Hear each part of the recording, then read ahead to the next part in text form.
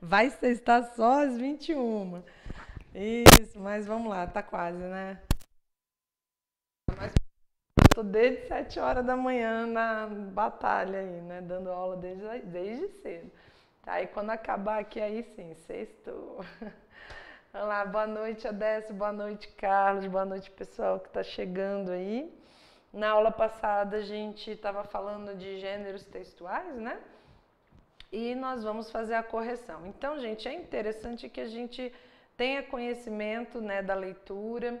Essa parte, como eu falei, eu ia começar com a semântica, né? Estou começando com a semântica aí para a gente trabalhar o sentido e tudo. Depois a gente vai para a parte, né, da sintaxe, da questão gramatical, da morfossintaxe. E aí depois a gente vai trabalhando textos, puxando questões do texto, e é importante a gente, né, conseguir fazer uma leitura, conseguir compreender um pouquinho, né, de como fazer a interpretação. Né? Hoje a gente vai falar um pouquinho do texto dissertativo, que a Fogg destaca o texto dissertativo, né? Então a gente vai falar um pouco desse texto dissertativo. Se mudar alguma coisa na Fogg, a gente vai mudando aí também no decorrer do curso, tá? Isso aí não é problema, acredito que a Fogg deva sair aí, né? Final de abril, mais ou menos, né? O período aí, né? E o que for modificar, a gente modifica também. Se tiver que acrescentar, a gente acrescenta, né? Se eles tirarem alguma coisa, a gente tira. Se tiver estudado, conhecimento não ocupa espaço e vamos em frente. Né? Então, a gente hoje ainda vai falar um pouco de interpretação. Na aula que vem, a gente também ainda mexe com essa questão da interpretação. Deixa eu ver aqui o meu cronograma. Isso, a gente vai falar ainda de estratégia, de técnicas de leitura, ainda na aula que vem. Aí a gente continua na semântica, mas é sobre o significado das palavras, trabalhar a questão de coerência, coesão, né? Enfim, aí a gente entra de fato na gramática, tá? Então vamos aí por partes, né, para não ficar bagunçado o negócio. Então vamos lá, boa noite, Roma. A primeira questão aí, questão 51, tá? Peguem então aí a folhinha de vocês, já coloquei aqui o gabarito do dia 1º de março para ninguém se perder. E aí, até porque também não dá para se perder, porque as questões elas são sequenciadas, né? Então, só tem uma 51, só tem uma 66, né? Então vamos lá.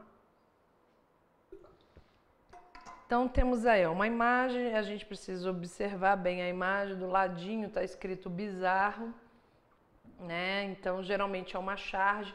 Charge tem como característica aí fazer críticas, né? Enfim.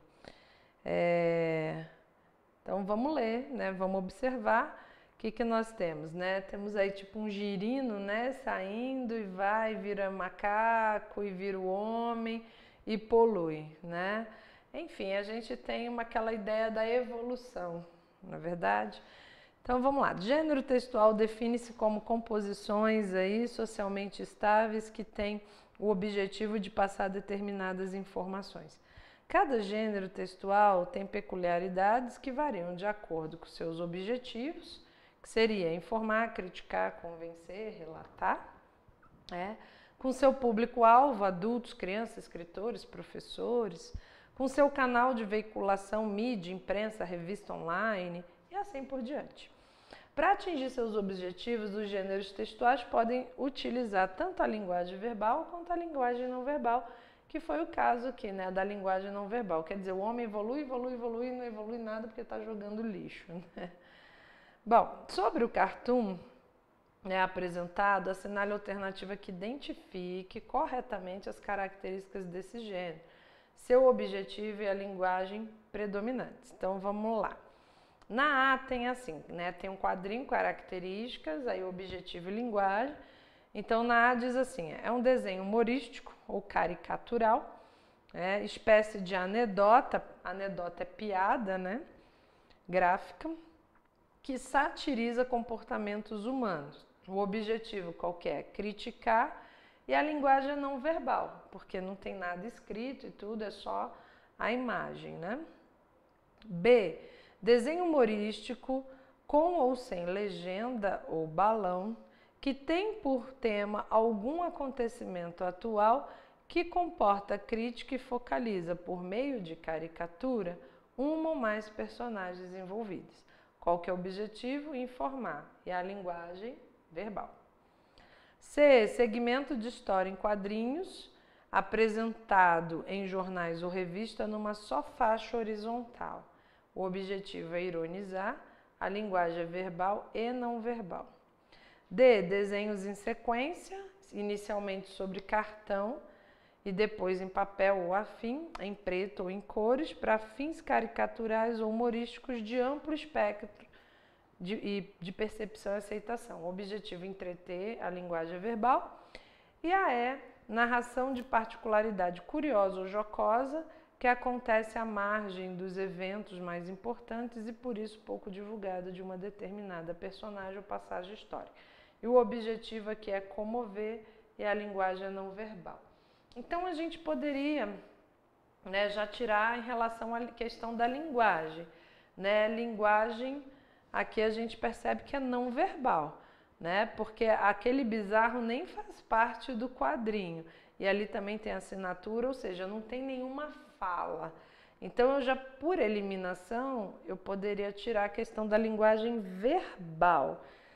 Verbal, então, eu tiraria a letra B, a letra C, que diz que tem as duas, né? E a D. Então, olha, já diminuiu bastante. Ou é a A ou é E. Não é verdade? O que vocês colocaram? A ou E? A ideia, aí eu posso partir para o objetivo. A A diz que o objetivo é criticar. A E diz que o objetivo é comover. Né? E as características? A A diz que é um desenho humorístico caricatural. É uma charge. A charge tem essa conotação, né? De fazer caricatura, de fazer críticas, né? Então, espécie de piada gráfica que vai fazer uma sátira, uma crítica aí dos comportamentos humanos. Né? Não é narração, né? Enfim, e pouco divulgada de uma determinada personagem ou passada na história. Ou seja, aqui viajou um pouco. Então, é só observar, criticar, informar, ironizar, entreter, comover, a linguagem verbal e não verbal, então isso aí já ajudou bastante. Então, a resposta aí é exatamente letra A, muito bom. Vamos a 52. Filha do compositor Paulo Leminski, lança disco com suas canções. Leminski Canções dá novos arranjos a 24 composições do poeta.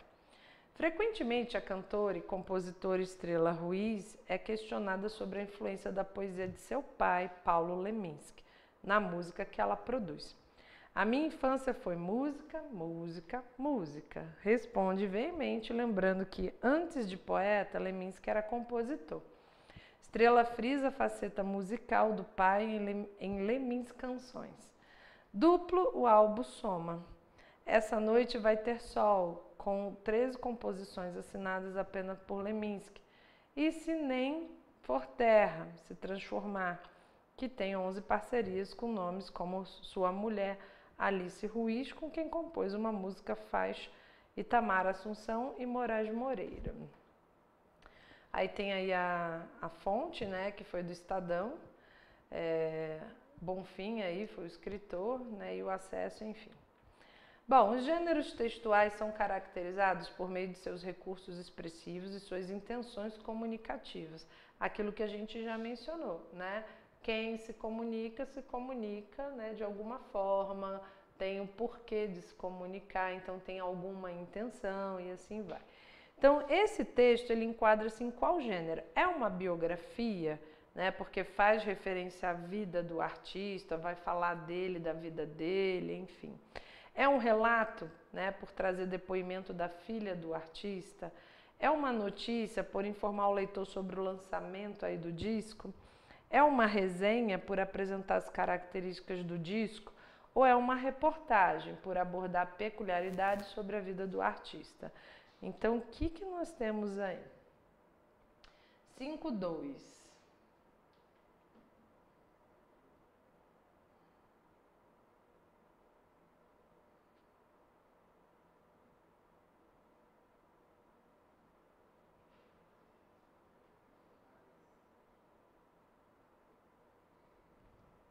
52C, 52 eco. Bom, o pessoal aí dividido.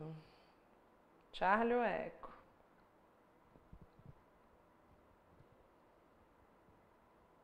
Charlie diz que é notícia por informar o leitor sobre o lançamento do disco. E eco diz que é uma reportagem por abordar peculiaridades sobre a vida do artista.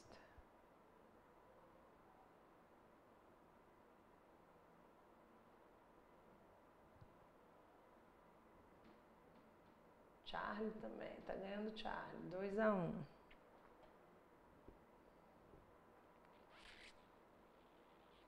Olha o título, né? Filha do compositor lança disco com suas canções. E aí vai falando, Leminski Canções, né? Já talvez aí em homenagem ao Leminski, dá novos arranjos aí a 24 composições do poeta, né? Aí vai dizer sobre a música, sobre o lançamento, né? 13 composições assinadas por Leminski, 11 parcerias com nomes como Sua Mulher, com quem ele compôs, enfim. Então, o que seria isso? É uma notícia ou uma reportagem? Estamos entre... Ai, meu Deus, está empatado agora. Vocês estão fazendo de propósito, né? Bom, ele não apresenta fatos de várias fases da vida dele. Então, a gente não pode considerar aí, de fato, uma biografia, isso, né, não dá. Ele também não fala trazer depoimento da filha, não tem, né? Então não é relato. Notícia para informar o leitor sobre o lançamento do disco?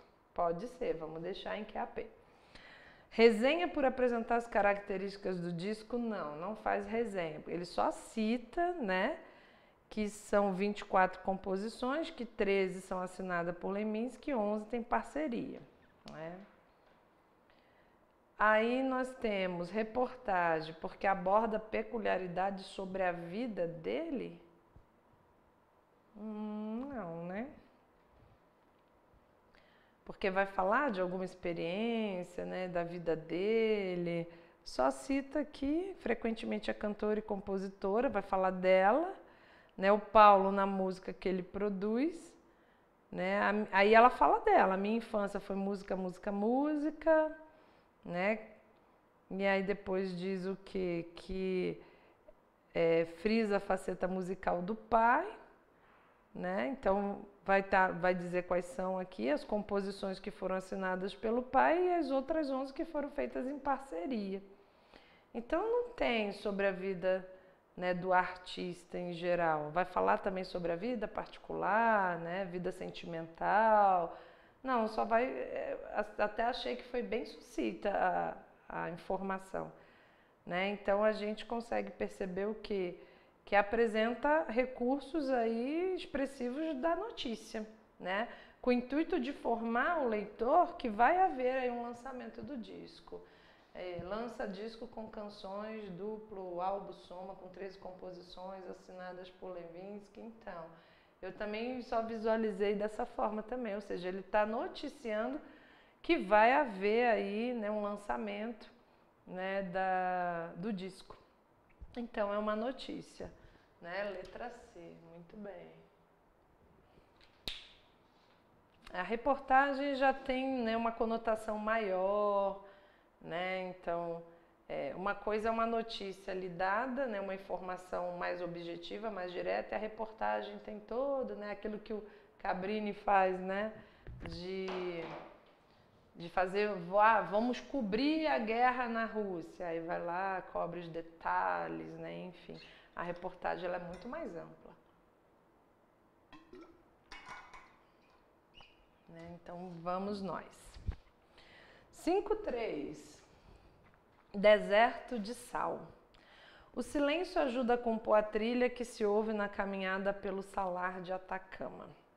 Com 100 quilômetros de extensão, o Salar de Atacama é o terceiro maior deserto de sal do mundo. De acordo com o estudo publicado pela Universidade do Chile, o Salar de Atacama é uma depressão de 3.500 km² entre a Cordilheira dos Andes e a Cordilheira de Domeyko. Sua origem está no movimento das placas tectônicas. Mais tarde, a água evaporou-se, dessa forma surgiram os desertos de sal do Atacama. Além da crosta de sal que recobre a superfície, há lagoas formadas pelo degelo de neve acumulada nas montanhas. Então, aí Forner, né, terra de gente, enfim. Os gêneros textuais são textos materializados que circulam socialmente. O texto Deserto de Sal foi veiculado em uma revista de circulação mensal. Pelas estratégias linguísticas exploradas, conclui-se que o fragmento apresentado pertence ao que gênero aí no caso? Relato, verbete, artigo de opinião, é uma reportagem, é uma resenha, né? Então, relato pela apresentação de acontecimentos ocorridos durante uma viagem ao Salar de Atacama.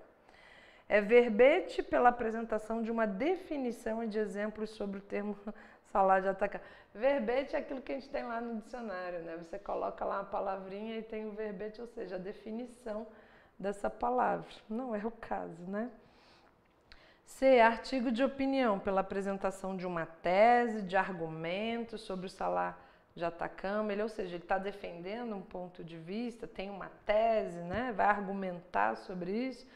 É uma reportagem pela apresentação de informações e de dados sobre o Salar de Atacama, ou é uma resenha pela apresentação, descrição e avaliação do Salar de Atacama. O que a gente tem aqui? 5.3 delta. Agora sim é uma reportagem, então. Vamos ver aí. Que mais? Todo mundo delta?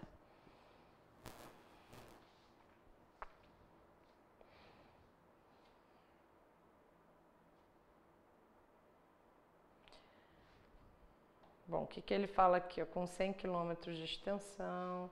Primeiro ele diz, né, que o silêncio ajuda a compor a trilha que se ouve na caminhada. 100 km de extensão, é o terceiro maior deserto de sal do mundo.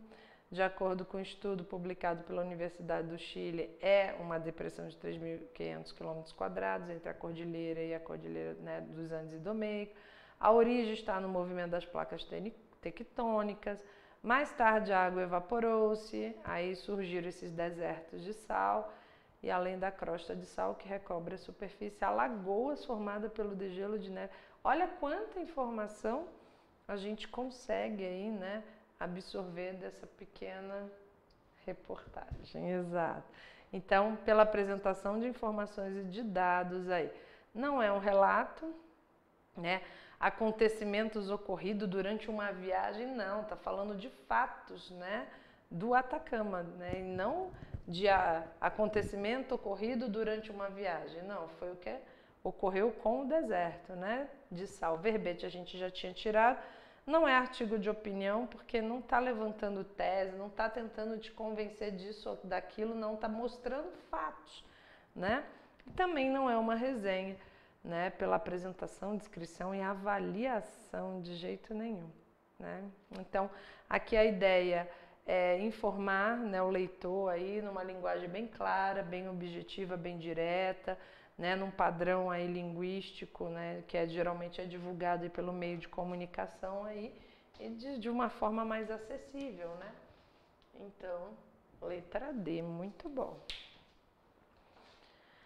Vamos a 5.4. Celular roubado? Como bloquear o e-mail de seu aparelho na operadora? Então, seu celular foi roubado? Aprenda a fazer o bloqueio do e-mail do aparelho junto à operadora. Isso desestimula o roubo de smartphone, já que seu celular não se conectará mais a nenhuma operadora, tornando o crime inútil. Na maioria dos casos, o ladrão rouba o aparelho para revendê-lo posteriormente.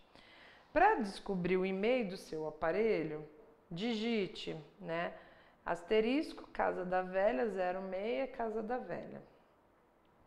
No telefone, como se você fosse efetuar uma ligação.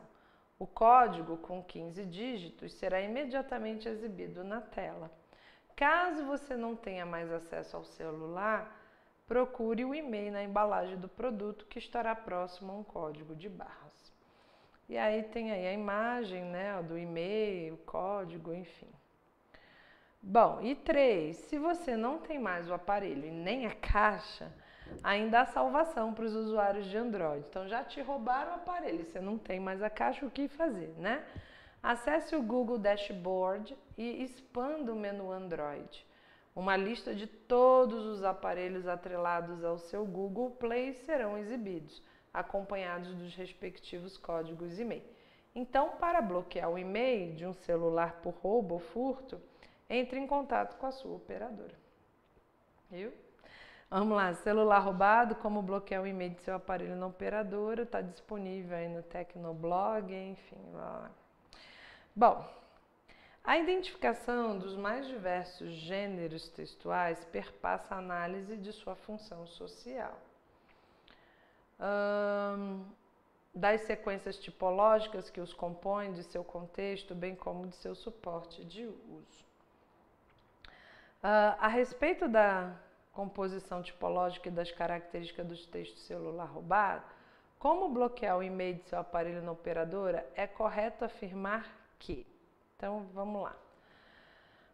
Letra A, como se trata de um texto publicitário, sua principal função é impelir o cliente a comprar um smartphone pela modernidade que ele apresenta. B, possui traços de injunção, pois se pauta na explicação e no método para a realização de uma atividade, no caso, bloquear um smartphone roubado. C, pode ser classificado como dissertativo, argumentativo, uma vez que expõe a opinião do autor sobre as vantagens do sistema Android. D, apresenta uma estrutura textual estritamente descritiva que se comprova pela sequenciação das atitudes que usuários devem tomar. E ECO, sua função principal é informar os usuários de smartphones do perigo crescente de roubos de celulares. Então, gente, qual foi a intenção, né, do autor a escrever esse texto aí? Né? Então, o que ele faz? Ele traz alguma informação, né? Como ele contribui aí nesse sentido? Olha aí que a galera já foi ali de B, já colocou a injunção, é instrucional. Exato, se você seguir esses passos, você chega lá, né? Possui traços de injunção. Quando eu coloquei esse texto, eu testei aí, né? O asterisco Casa da Velha 06. Bom, na época apareceu aí, né? Mas não sei se ainda dá para fazer, mas é instrucional, porque veja que eu lendo o texto, eu mesmo já fui lá testar, né, e tentar fazer, pois se pauta na explicação e no método para a realização de uma atividade. Qual é essa atividade? Bloquear, né, o celular, aí roubar. Então, bloquear um smartphone. Muito bem, letra B. Acho que todo mundo foi unânime essa daí, né? Isso foi tirado do blog Tecnologista, é quase um tutorial, exato. Né? Então, ele vai dando passo a passo para quem é de TI aí, né? Não, olha lá, ele fez ali, né, um tutorialzinho, né? Seu celular foi roubado? Então, aprenda a fazer o bloqueio. Aí ele vai ensinando como você bloquear. Aí se você não tem a caixa, não tem no celular mais para poder digitar, né, ainda tem salvação, como você deve proceder. Então ele vai te dando as instruções, né, porque se você jogou a caixa fora e seu celular foi roubado, né, então existe ainda assim uma salvação, uma possibilidade. E ele vai dizer como fazer isso. Muito bem. Acho que todo mundo aí foi unânime, né? Vamos à próxima. 5.5. De onde vem a expressão será o benedito? Eu gosto desse texto aqui, bem interessante. Né? A gente sempre, né, começa, nossa, será o benedito? Né? Então, escuta a mãe falar, a avó, né, será o benedito? Então, de Minas, uai, né? De onde ia surgir? De Minas, uai. Tem mineiro aí? Então, em 1933, Getúlio Vargas estava indicando novos governadores e chefes políticos mineiros temiam que o presidente nomeasse alguém indesejado. Para não desagradar seus apoiadores, dizia-se que o escolhido de Getúlio seria Benedito Valadares, jornalista, político local e candidato neutro. Muitos surpresos com a provável escolha, que acabou acontecendo, perguntavam-se, será o Benedito? Né? E assim a questão ficou conhecida por expressar contrariedade, surpresa, desalento e perplexidade frente a acontecimentos inusitados. E foi daí que surgiu, será o Benedito? Então, os gêneros textuais apresentam finalidade comunicativa e organização recorrentes. Podemos afirmar que o texto de onde vem a expressão será o Benedito consiste em um ou uma crônica, já que parte da narração e da descrição de um fato para explicar o significado de uma palavra ou expressão. É um artigo de opinião, já que o autor se utiliza de estratégias argumentativas para explicar o sentido de uma expressão. É uma notícia, uma vez que a tipologia narrativa é utilizada para explicar o sentido de uma expressão por meio de uma história real. É um verbete de dicionário, pois apresenta o conceito ou significado de uma palavra ou expressão através da tipologia injuntiva, ou, na sua opinião aí, é um texto informativo, pois se utiliza principalmente da tipologia expositiva para explicar o sentido de uma palavra ou expressão. Então, o que vocês acham?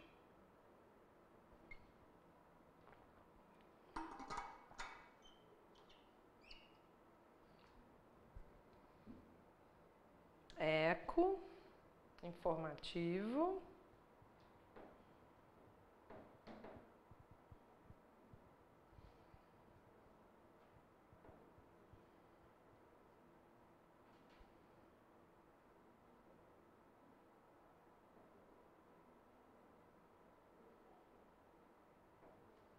Mais alguém?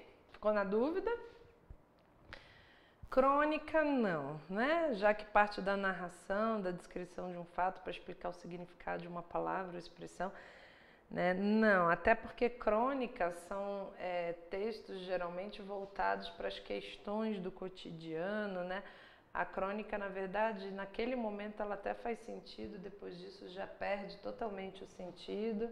Márcia e Leite também foram de Não é um artigo de opinião, né? Porque aconteceu e eles estavam relatando o fato de como surgiu, né? Notícia também não é uma notícia, né? Narrativa utilizada para explicar o sentido de uma expressão por meio de uma história real, não é notícia. Verbete de dicionário, muito menos, né? Dizer conceito, né? O verbete, como eu falei, coloca-se a palavra e dá o significado dela. Né? Mulher, do latim mulher e mulherão, esposa, né? Isso é o verbete. Então, texto informativo, por eliminação a gente vai chegando, né? Então, ele busca informar justamente o leitor, né, de onde vem essa expressão, será o Benedito. E ele expõe os acontecimentos que contextualizam o uso da expressão, né? Então, trata-se de fato de um texto informativo, né? Tem a tipologia expositiva que vai explicando aí palavra, expressão, maravilha. Então, letra E, 5. Vamos a 5,6. Ah, essa daqui já tá de graça, né? Ou não? Vamos ver. Receitas de vida por um mundo mais doce. Pé de moleque. Ingrediente: 2 filhos que não param quietos, 3 sobrinhos da mesma espécie, um cachorro que adora uma farra, um fim de semana ao ar livre. Preparo: junte tudo com os ingredientes do açúcar natural, mexa bem e deixe descansar. Não as crianças, que não vai adiantar. Sirva imediatamente porque pé de moleque não para. Quer essa e outras receitas completas? Entre no site cianaturale.com.br, onde tem doce, tem Naturale Revista Saúde, né? Bom, o texto é resultante do hibridismo, né, de 2 gêneros textuais. A respeito desse hibridismo, observa-se que, letra A, receita mistura-se ao gênero propaganda com a finalidade de instruir o leitor. Né? Então, o híbrido tem 2 aí. Né? Na B, receita é utilizada no gênero propaganda a fim de divulgar exemplos de vida. C, propaganda assume a forma do gênero receita para divulgar um produto alimentício. D, propaganda perde poder de persuasão, de convencimento, né, ao assumir a forma do gênero receita. E eco, receita está a serviço do gênero propaganda ao solicitar que o leitor faça o doce. E aí, o que nós temos?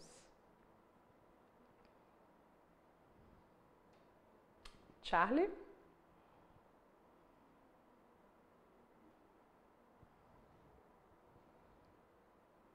A propaganda é fato, né, gente? Onde tem doce tem Naturale, entre no site Cia Naturale, né? Então a gente percebe aqui que tem... junte tudo com os ingredientes do açúcar Naturale, né? Então, ou seja, a propaganda a gente percebe aqui, então que tem um marketingzinho aí, né? Então a gente já percebe a propaganda. E como é que ele usou, né? Que gênero ele misturou para tentar fazer essa propaganda, esse marketing de forma diferente, né? Ele usou o quê? A receita, né? A formatação da propaganda é baseada em receita.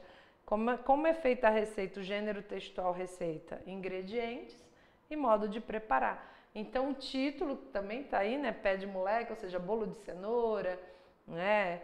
Enfim, então ele coloca aí receitas de vida por um mundo mais doce por causa do açúcar que ele vai misturar aí para adoçar, né? E aí tem os ingredientes e o modo de preparar. Então é a propaganda que assume forma do gênero receita justamente para divulgar, né, o produto alimentício que é o Naturale aí. Muito bom, letra C. Foi uma forma, digamos, criativa, né, de mostrar o produto. De criativa, divertida, falando, né, pega os meninos daqui, o menino de lá, mistura, mexe e deixa descansar, não as crianças, porque não vai adiantar, a criança não para mesmo, né, e assim vai. Bom, 5.7. Embalagens usadas e resíduos devem ser descartados adequadamente. Todos os meses são recolhidas das rodovias brasileiras centenas de milhares de toneladas de lixo. Só nos 22,9 mil quilômetros das rodovias paulistas são 41,5 mil toneladas. O hábito de descartar embalagens, garrafas, papéis e bitucas de cigarro pelas rodovias persiste e tem aumentado nos últimos anos. O problema é que o lixo acumulado na rodovia, além de prejudicar o meio ambiente, pode impedir o escoamento da água, né? Porque aí vai, né, entupindo os bueiros, né? Contribuir para enchentes, provocar incêndios, atrapalhar o trânsito e até causar acidentes. Além dos perigos que o lixo representa para os motoristas, o material descartado poderia ser devolvido para a cadeia produtiva, ou seja, o papel que está sobrando nas rodovias poderia ter melhor destino, né? Poderia ser reciclado, por exemplo. Isso também vale para os plásticos irreversíveis, que poderiam se transformar em sacos de lixos, baldes, cabides e até acessórios para carros, né? Então, aí foi tirado do giro das estradas. Então, falando aí das estradas de São Paulo. Os gêneros textuais correspondem a certos padrões de composição de texto, determinados pelo contexto em que são produzidos, pelo público a quem eles se destinam, por sua finalidade. Pela leitura do texto apresentado, reconhece que sua função é a. Apresentar dados estatísticos sobre a reciclagem no país, b. Alertar sobre os riscos da falta de sustentabilidade do mercado de recicláveis, c. Divulgar a quantidade de produtos reciclados retirados das rodovias brasileiras, d. Revelar os altos índices de acidente nas rodovias brasileiras poluídas nos últimos anos, e eco aí conscientizar sobre a necessidade de preservação ambiental e de sua segurança nas rodovias. Então, o que nós temos? Márcio já colocou ali, eco.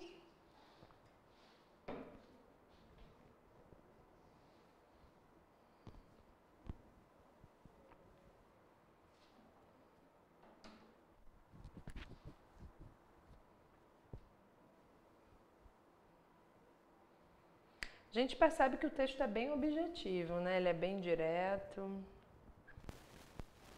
Qual é a função? Qual é a intenção do autor ao escrever esse texto? O que ele quer mostrar, né?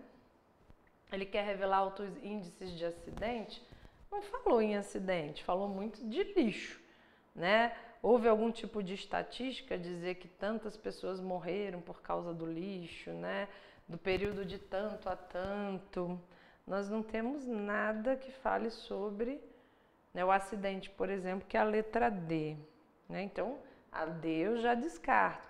E assim a gente vai buscando, né, alguma coisa que vá fechando aí com as nossas ideias.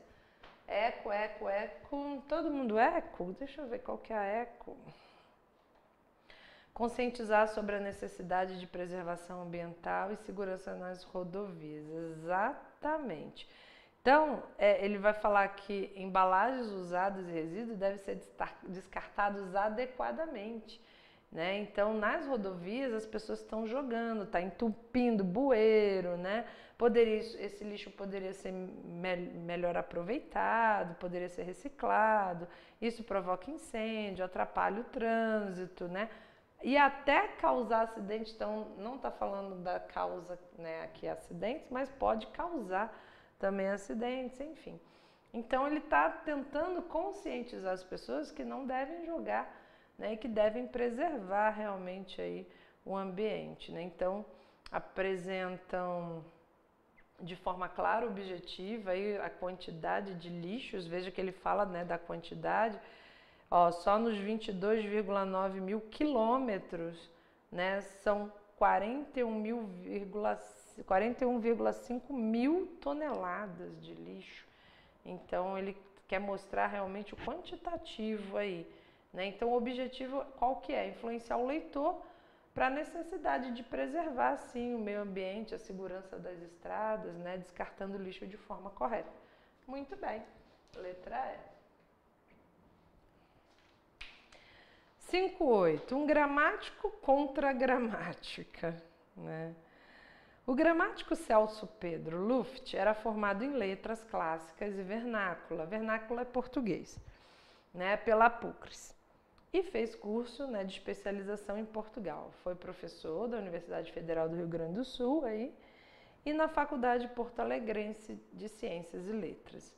Suas obras mais relevantes são Gramática Resumida, Moderna Gramática Brasileira, Dicionário Gramatical da Língua Portuguesa, Novo Manual de Português, Mini Dicionário Luft, eu até tenho algumas coisas aqui, Língua e Liberdade e o Romance das Palavras.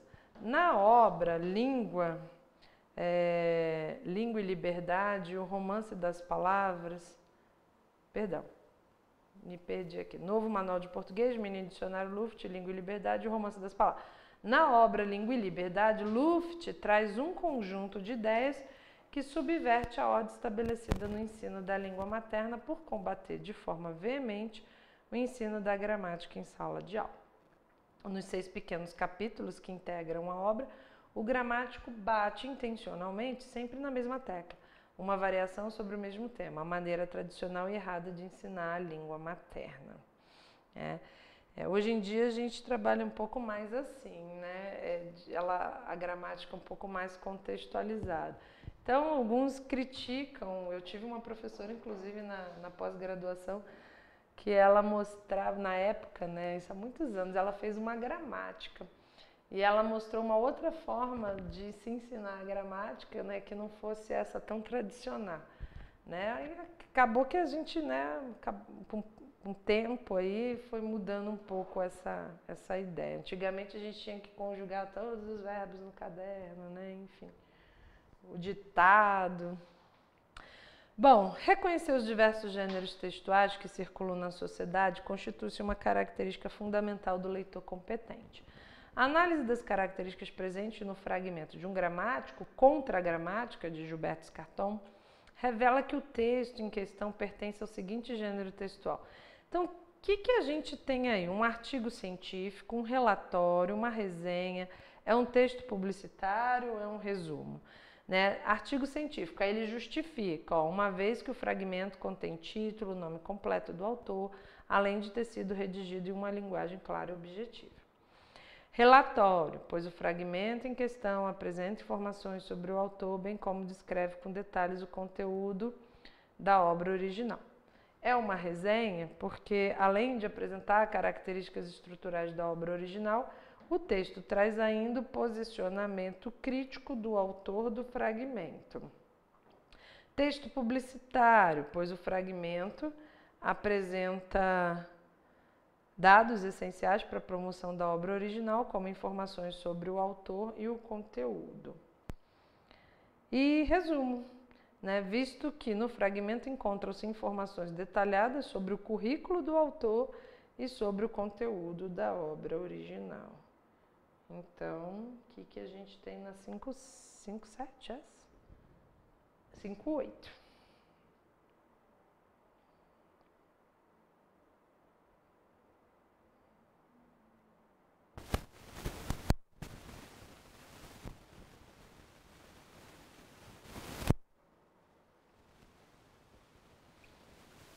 Então, LCC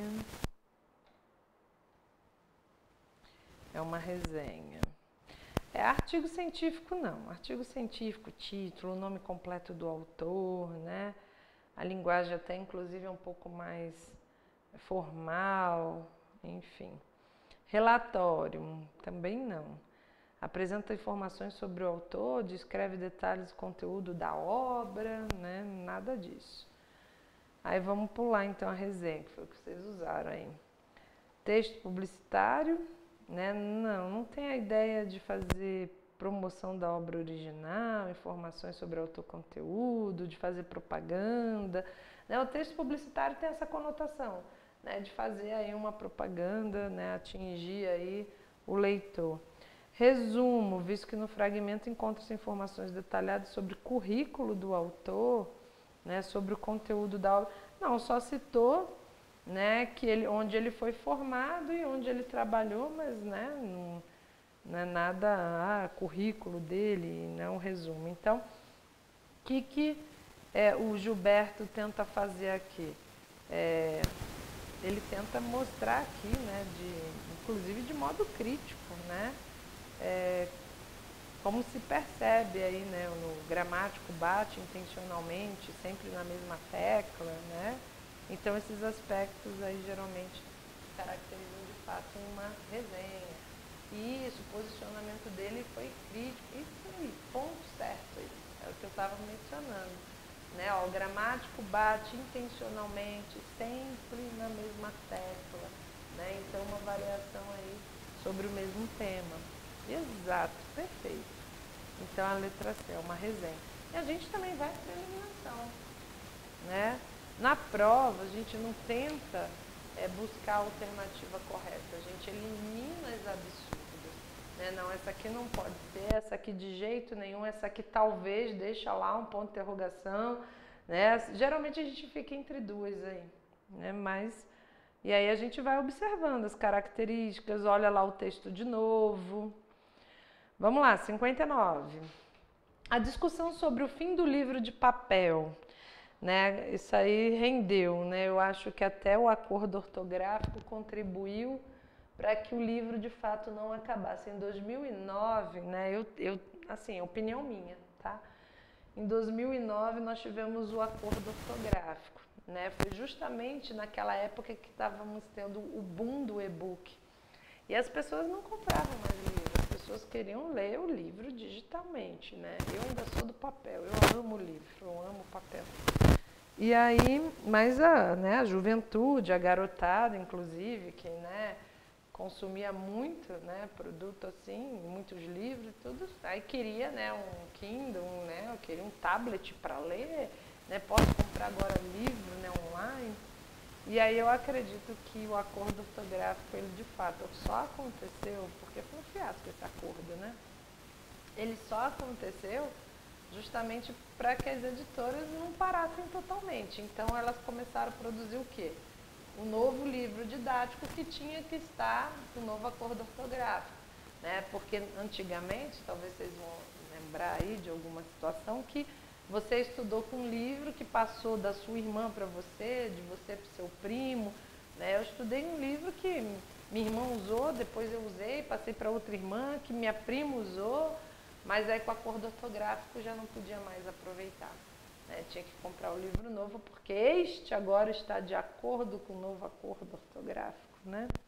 Mas isso aí de fato foi, né, nessa época, em 2009, né, houve muita discussão aí. por conta disso. E muitas livrarias grandes, né, grandes editoras fecharam de fato, né? Abriram aí os acordos judiciais, enfim. Bom, a discussão sobre o fim do livro de papel com a sua chegada da mídia eletrônica me lembra a discussão idêntica sobre a obsolência do folheto de cordel, né? Os folhetos talvez não existam mais daqui a 100 ou 200 anos. Mas mesmo que isso aconteça, os poemas de Leandro Gomes de Barros ou Manuel Camilo dos Santos continuarão sendo publicados e lidas, né, em CD-ROM, em livro eletrônico, em chips quânticos, sei lá o quê, né? O CD-ROM, por exemplo, já está obsoleto faz tempo, né? Mas aí ele vai colocando sei lá o quê, porque sabe-se lá o que vai surgindo. O texto é uma espécie de alma imortal, capaz de reencarnar em corpos variados, página impressa, livro em braille, folheto, coffee table book, né, cópia manuscrita, arquivo PDF, qualquer texto pode se reencarnar nesses e em outros formatos, não importa se é Moby Dick ou Viagem a São Saruê, se é Macbeth ou livro de piadas de Cacete Planeta, enfim. Então aí Tavares, Jornal da Paraíba, né? Então a fonte aí, né? Tirada aí da Globo.com.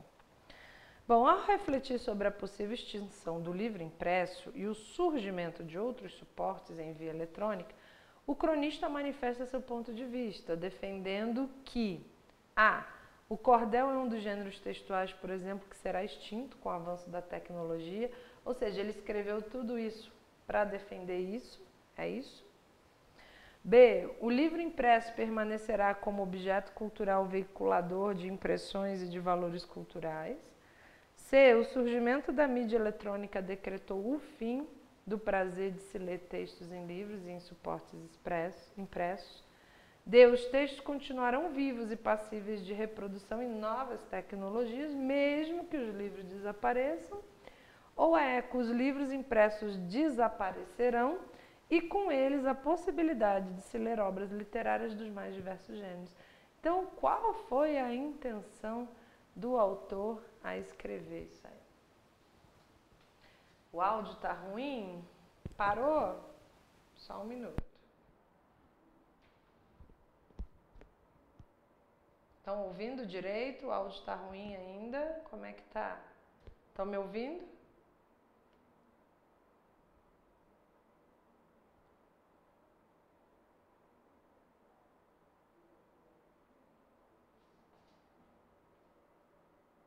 Parou de fazer ruído. Então, ótimo. Obrigada. Já ia pedir um help aqui.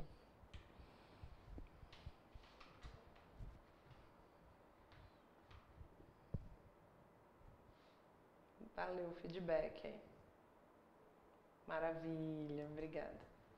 Se der algum problema aí, gente, avisem no chat aí que eu já peço socorro aí. Então, vocês colocaram delta.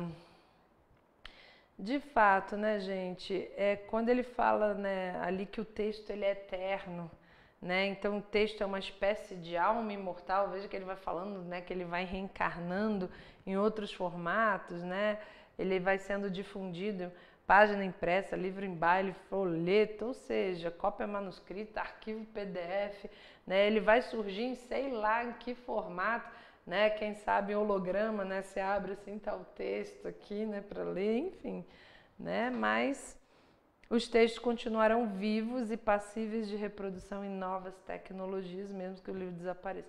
Eu não duvido de nada, porque, né, quando eu era adolescente, eu nunca poderia imaginar que um dia eu poderia, né, falar através do computador, e depois ainda veio o celular, né, que você poderia ver uma pessoa do outro lado do mundo, lá no Japão, né, enfim, então, quem sabe, um holograma, né, surja, está lá o texto projetado ali, enfim, né, não sabemos quais serão os novos formatos, ainda agora com a inteligência artificial, né. Bom, vamos lá, questão 60, Machado de Assis, adoro. Vamos lá, sou suspeita. Joaquim Maria Machado de Assis, cronista, contista, dramaturgo, jornalista, poeta, novelista, romancista, crítico e ensaísta, né? Um dos poetas mais completos aí da nossa literatura. Nasceu na cidade do Rio de Janeiro em 21 de junho de 1839.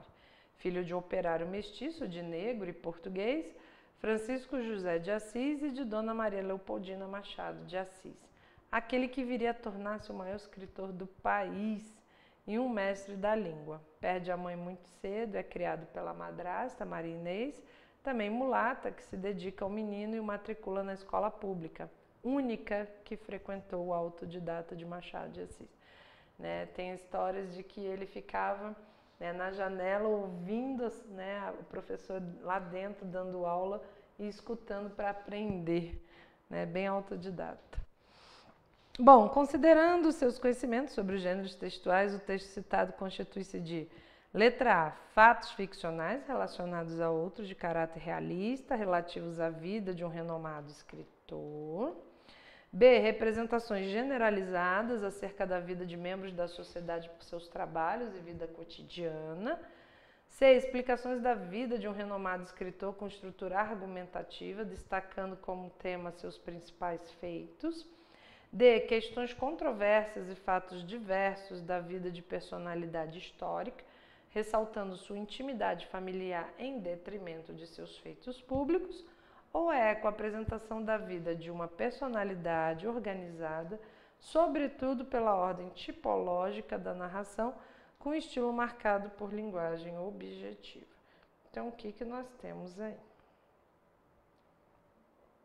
60 eco.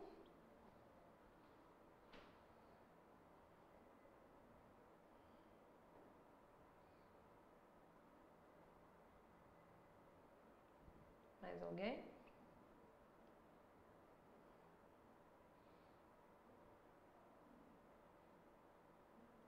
Vocês estão em alguma dúvida em alguma? Tipo A ou E, B ou C, né?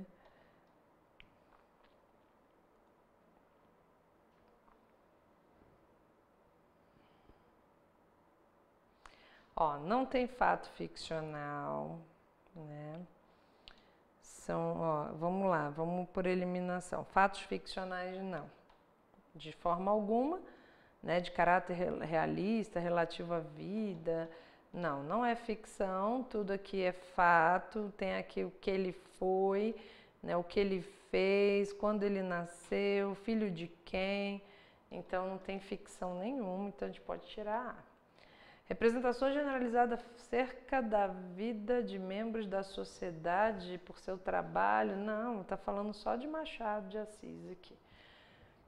C, explicações da vida de um renomado escritor com estrutura argumentativa, está querendo convencer alguém de alguma coisa, está explicando a vida dele, né? Não. D, questões controversas e fatos diversos. Controversas por quê? Né? De personalidade histórica, ressaltando intimidade familiar, só porque citou aqui, né, a mãe, o pai, né, e depois a madrasta. Não está, né, entrando na intimidade de ninguém, enfim, é letra E mesmo, né? Fala de generalizadas que não é de questões generalizadas. Apresentação da vida de uma personalidade, organizada sobretudo pela ordem tipológica da narração, vem narrando fato, né? Com estilo marcado por linguagem objetiva, clara, não tem fato ficcional, né? Enfim, destaca os principais feitos, ressalva, né, aí a questão familiar, mas, né, tem nada a ver com questões íntimas, enfim. Letra E, muito bem. Por eliminação, chegamos na E, né? 61. Sobre as características dos gêneros textuais é incorreto, tá, gente? Às vezes não vem assim em caixa alta, não vem negrito, então a gente destaca, podem riscar a prova, é de vocês, tá? Sublinha, destaca, marca, faz uma seta, né, para destacar que é a incorreta, a gente não está procurando a certa. Os gêneros textuais desempenham funções sociais diversas, reconhecidas pelo leitor, com base em suas características específicas, bem como na situação comunicativa em que ele é produzido. Certo, né? A gente está procurando a errada, então deixa a letra A aí. B. Os gêneros textuais são estruturas relativamente padronizadas que variam de acordo com as várias situações comunicativas. Existe aí, né, um certo padrão para os gêneros textuais? Existe, né? Porque imagina, se toda vez que eu fosse fazer uma receita, eu ter de pensar como eu vou escrever essa receita, elaborar. Não, eu já tenho lá nome da receita, né, os ingredientes, modo de preparar, acabou. Toda vez eu tivesse que pensar como escrever um e-mail, né, toda vez eu precisasse pensar como escrever, né, uma carta, então a gente já tem uma bula de remédio, né, então indicação, posologia, contraindicação, né, os efeitos colaterais. Então eu teria toda vez parar para pensar, não, então eu já tenho as coisas já pré-formatadas, então essa também está correta. Roma diz que está entre C e E. Então A está certo, B está certo. A gente está procurando a errada. Vamos ver. C. Os gêneros textuais são estruturas bem definidas, limitadas. Olha só, se eu considerei a B, que são estruturas relativamente padronizadas, que variam, né, de acordo com as várias situações comunicativas, porque eu posso usar o padrão, a formatação, mas adaptar à minha necessidade, né? Vai cair em contradição com a C. Se eu disse que com a B é certa, a C vai estar errada. Se eu disser que a B está errada, eu vou dizer que a C está certa. Porque os gêneros textuais são estruturas bem definidas, limitadas, então não me permite, né, ampliar nada, não me permite variar, não permite nada. E pode apresentar sob a forma de 5 diferentes tipos de texto. Os gêneros textuais só tem 5 tipos diferentes de texto. Gente, gêneros textuais nós temos inúmeros tipos, né, em várias formatações. Bula, nós vimos na aula passada, né, anedota, charge, receita, uma notícia. Então, são basicamente 1000 aí, né? C fala de limite, 5 diferentes textos, exatamente. Então seria a C, mas vamos ver as outras. D. Os gêneros textuais podem ser representados na linguagem verbal e não verbal. Sim, nós vimos, a primeira questão foi assim, uma charge, né? Com a linguagem não verbal, mas geralmente a gente tem um balãozinho também, enfim, pode ter as duas coisas. Em anúncio publicitário, charge, tirinha e também reportagem, notícia, e-mail, etc. Ok. E a que estava, né, a dúvida aí os gêneros textuais, por adequarem-se às necessidades linguísticas do falante, de acordo com as mudanças históricas e sociais, são incontáveis. Se a gente realmente tem assim, nós temos quase 1000 gêneros textuais catalogados, mas assim, vai surgindo. Com o advento da internet, né, o que surgiu aí, podcast, chat, e-mail, né, então a gente tem as redes sociais aí, né, que são padronizados, stories, aquela coisa toda, então, né, são incontáveis, diferentemente do que acontece com tipo. Tipo textual nós temos narrativo, argumentativo, injuntivo, né, o tipo, ele é fechado, mas, embora eu possa ter dentro de um texto, né, um pouquinho de narração, né, mas existe o predominante, né, mas ele é fechado. Agora, gênero, né, então, de fato, é a letra C. 62. Partindo do pressuposto de que um texto se estrutura a partir de características gerais de um determinado gênero, identifique os gêneros descritos a seguir. Então, 1. Tem como principal característica transmitir a opinião de pessoas de destaque sobre algum assunto de interesse. Algumas revistas têm uma seção dedicada a esse gênero. 2. Caracteriza-se por apresentar um trabalho voltado para o estudo da linguagem, fazendo de maneira particular, refletindo o momento, a vida dos homens através de figuras, que possibilita a criação de imagens. 3. Gênero que apresenta uma narrativa informal, ligada à vida cotidiana, apresenta certa dose de lirismo e sua principal característica é a brevidade. 4. Linguagem linear e curta, envolve poucas personagens que geralmente se movimentam em torno de uma única ação, dada em um só espaço, eixo temático e conflito. Suas ações encaminham-se diretamente para um desfecho. E 5. Esse gênero é predominantemente utilizado em manuais de eletrodomésticos, jogos eletrônicos, receitas, rótulos de produto, entre outros. Então, respectivamente, o que nós temos aí? Texto instrucional, crônica, carta, entrevista e carta argumentativa. Carta, bula de remédio, narração, prosa, crônica. Entrevista, poesia, crônica, conto, texto instrucional. D. Entrevista, poesia, conto, crônica, texto instrucional ou eco, texto instrucional, crônica, entrevista, carta e carta argumentativa.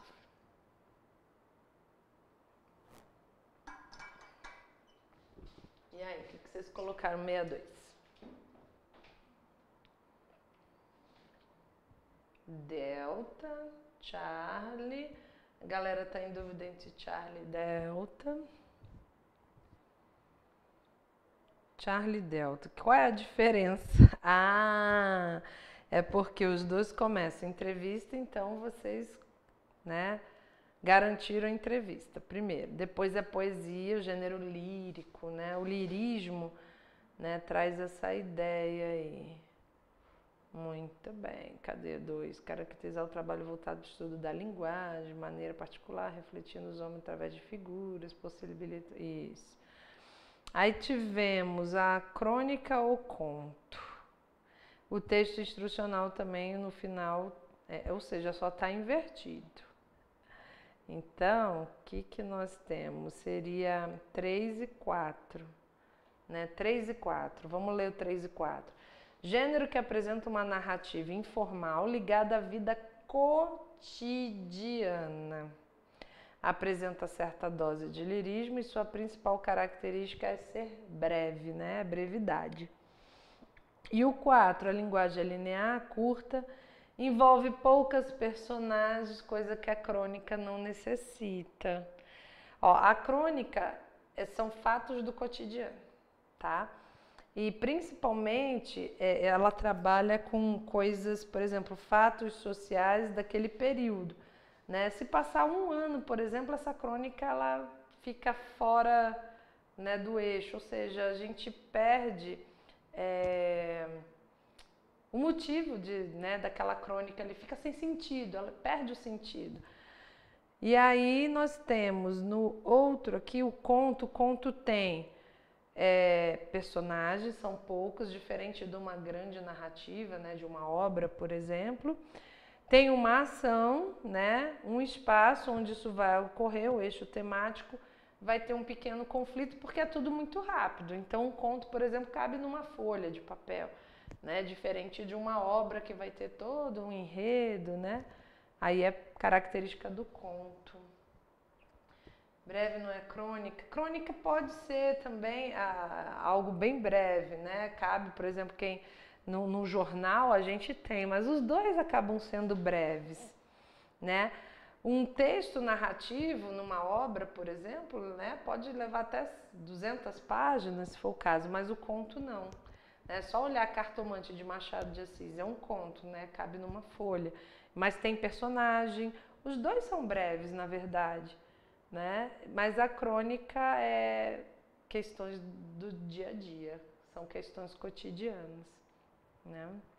É uma narrativa mais informal e não tem, né, obrigatoriedade de ter esses personagens aí. E o conto tem, vai ter uma ação, vai ter espaço, vai ter um eixo temático, um enredo, né, para acontecer uma história. Então, letra C. Vamos a 63. O chat e sua linguagem virtual. O significado da palavra chat vem do inglês, quer dizer conversa. Essa conversa acontece em tempo real e para isso é necessário que duas ou mais pessoas estejam conectadas ao mesmo tempo, né? O que chamamos de comunicação síncrona. Assíncrona é ausência, né? Não tem sincronização, mas a síncrona tem. São muitos os sites que oferecem a opção de bate-papo na internet, basta escolher a sala que deseja entrar. Salas são divididas por assuntos como educação, cinema, esporte, música, sexo, entre outros.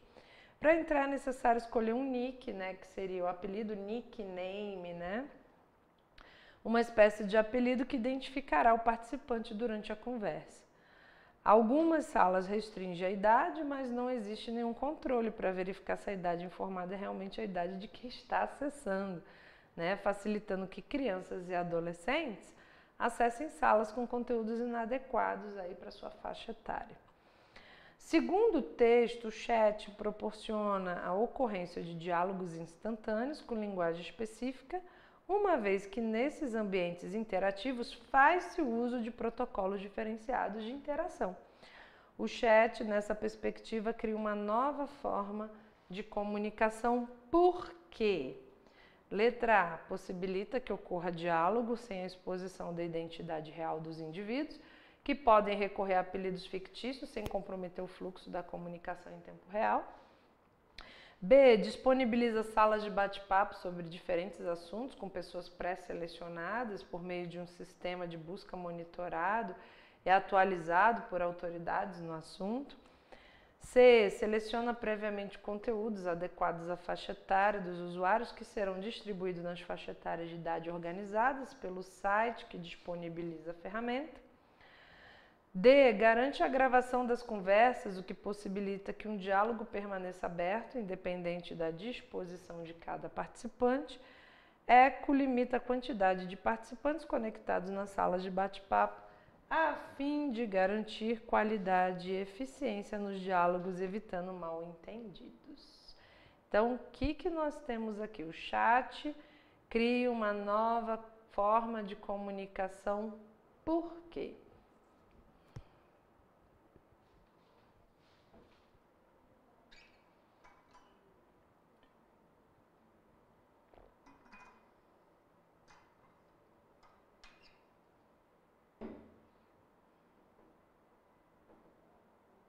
A, B, C, D ou E. Alfa, possibilita que ocorra diálogo sem exposição da identidade real dos indivíduos, que podem recorrer a apelidos fictícios, sem comprometer aí o fluxo da comunicação em tempo real.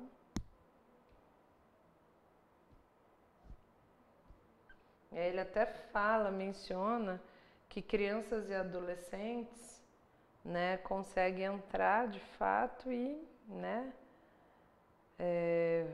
acessar, facilitando aí, né, que eles entrem em salas com conteúdos inadequados para a faixa etária. De fato, né, eu também fico aqui com a letra A. Se alguém colocou diferente, a gente pode, né, observar aí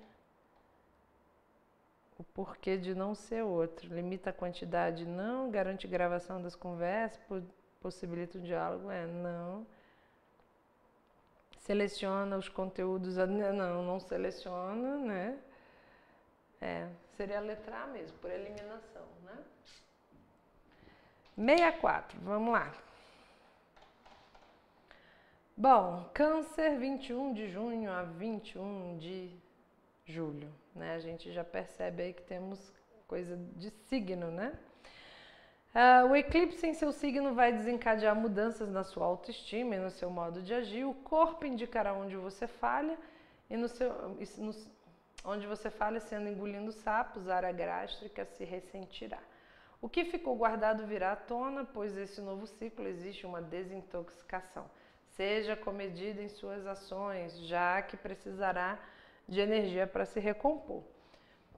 A preocupação com a família e a comunicação entre os irmãos trava. Lembre-se, palavra preciosa é palavra dita na hora certa. Isso ajuda também na vida amorosa, que será testada. Melhor conter expectativas e ter calma, avaliando as próprias carências de modo maduro. Sentirá vontade de olhar além das questões materiais. Sua confiança virá da intimidade com os assuntos da alma. Revista Cláudia, né, em 2009. Bom, o reconhecimento dos diferentes gêneros textuais, seu contexto de uso, sua função específica, seu objetivo comunicativo e seu formato mais comum, relaciona seus conhecimentos construídos socioculturalmente. A análise dos elementos constitutivos desse texto demonstra que a sua função é o quê? Letra A. vender um produto anunciado, B, informar sobre astronomia, C, ensinar os cuidados com a saúde, D, expor a opinião dos leitores em um jornal e E, aconselhar sobre amor, família, saúde e trabalho. Então, o que esse gênero aí, por exemplo, tem como finalidade?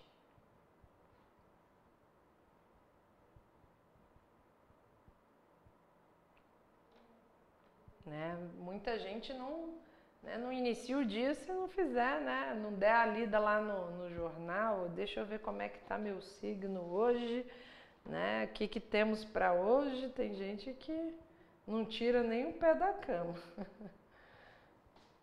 Eu conheci uma menina assim, ela toda vez para levantar ela tinha que primeiro ler, ver se está bom o dia. Aí eu falei, se não tiver bom, o que você vai fazer? Vai continuar deitada? Vai continuar dormindo? Não dá, né? Ela, não, mas pelo menos eu fico mais alerta. Eu falei, tá bom. Vamos lá, 64 eco, exatamente. Então, as pessoas buscam, né, ler o signo com esse intuito, né, de ter algum tipo de conselho aí em relação ao amor, família, saúde, trabalho, o que o signo vai trazer em relação a isso. Muito bem. Por eliminação a gente chega nela, né? Bom, a 65. A injustiça, senhores, desanima o trabalho, honestidade, o bem, cresta em flor os espíritos dos moços, semeia no coração das gerações que vem nascendo a semente da podridão, habitua os homens a não acreditar senão na estrela, na fortuna, no acaso, na loteria da sorte, promove a desonestidade, a venalidade, a relaxação, insufla a cortesania, a baixeza sobre todas as suas formas. De tanto ver triunfar as nulidades, de tanto ver prosperar a desonra, de tanto ver crescer a injustiça, de tanto ver agigantar seus poderes nas mãos dos maus, o homem chega a desanimar da virtude, a rir-se da honra, a ter vergonha de ser honesto. E nessa destruição geral das nossas instituições, a maior de todas as ruínas, senhores, é a ruína da justiça, corroborada pela ação dos homens públicos. E nesse esboroamento da justiça, a mais grave de todas as ruínas é a falta de penalidade aos criminosos confessos.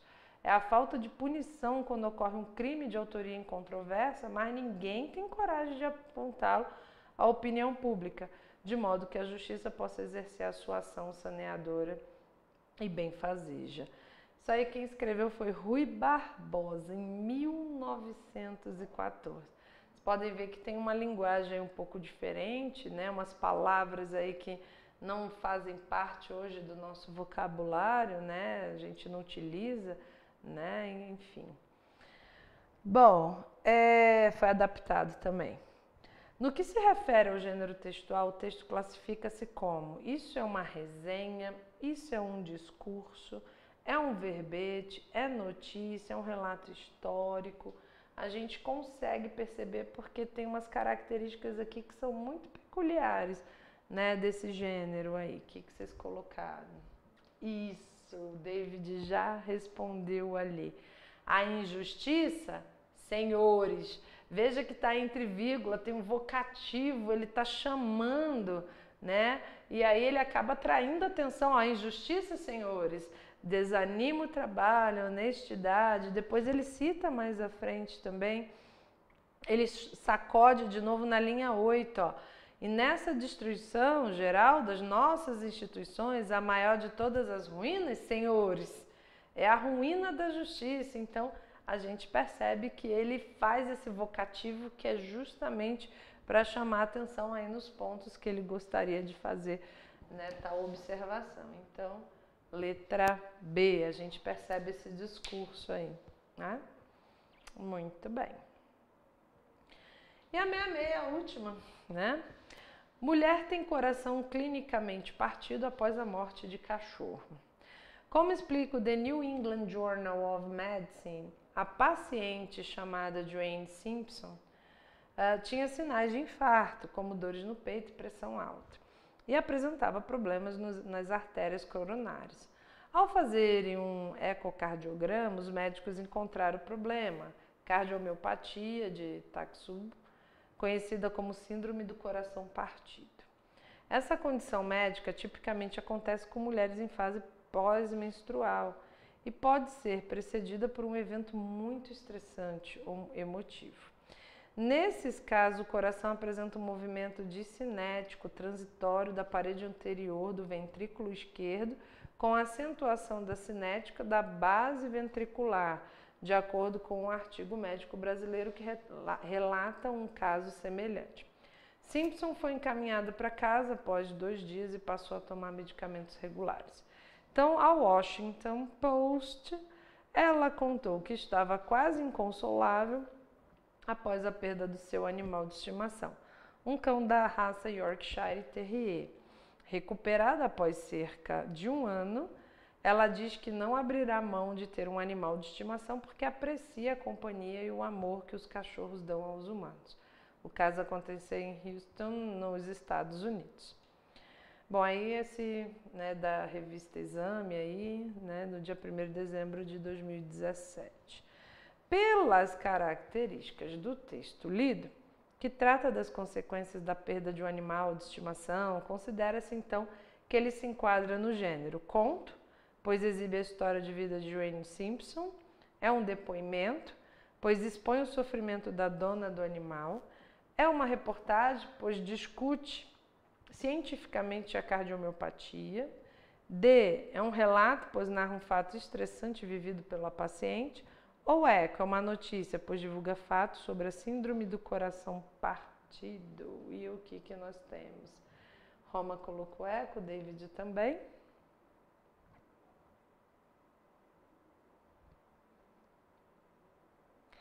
É uma notícia, né? É bem pessoal, faz uma síntese aí do que é de fato, né? Fatos verídicos, né? Atuais aí do cotidiano. Então, a gente percebe que é uma notícia. Até porque saiu na revista Exame, né? Então, que trata, né, desses assuntos aí, enfim. Então, a gente tem aí como gênero a notícia. Muito bem. Excelente. Acho que a galera meio que gabaritou aí, né? Vocês podem fazer um print, então, da tela, né, para que vocês tenham aí o gabarito do dia de hoje. 66 questões, hein? Em um mês de aula. Vamos chegar lá nos 700, já já.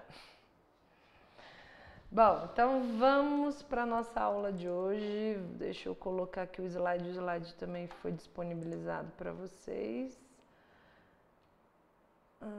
Apresentação aqui. Deixa eu colocar minha janelinha. Ixi, a janelinha não está funcionando, por quê? Como é que eu vou mostrar para vocês? Deixa eu te fechar aqui o OBS, ver se vai.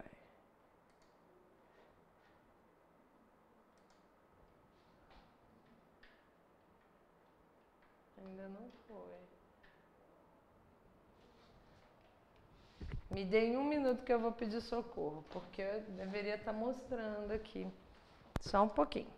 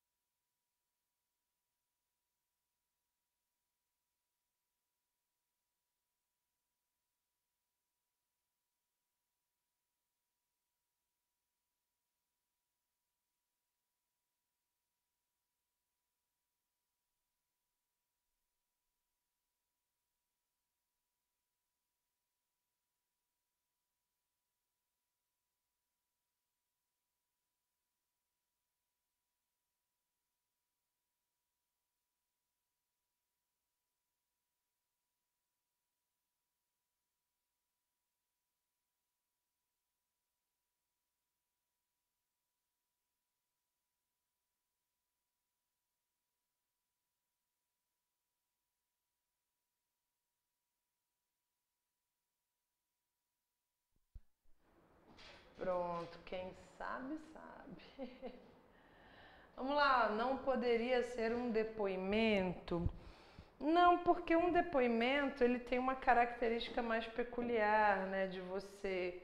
Quer ver? Deixa eu voltar lá, peraí. Deixa eu abrir aqui. Deixa eu voltar na questão.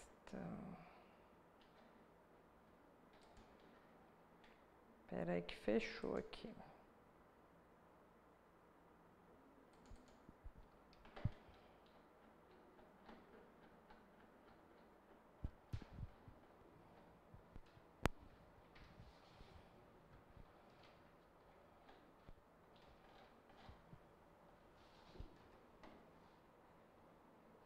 Então, ó, mulher tem coração clinicamente partido após a morte do cachorro. Então ele quer mostrar o quê?